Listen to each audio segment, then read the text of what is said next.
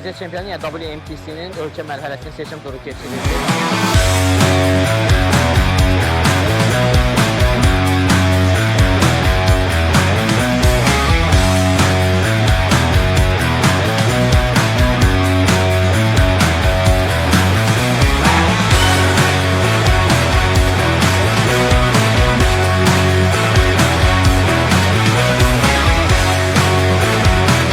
Yaxşı idi, çətin suallar var idi, maraqlı idi və xoş idi ki, yəni burada olmaq çox maraqlı.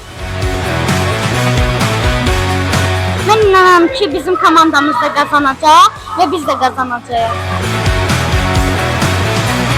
İlkin mərhələsi biraz çətin olsa da, amma düşünürəm ki, üstəsindən gələ bildim və inşallah qızılmedal qazanacağıq.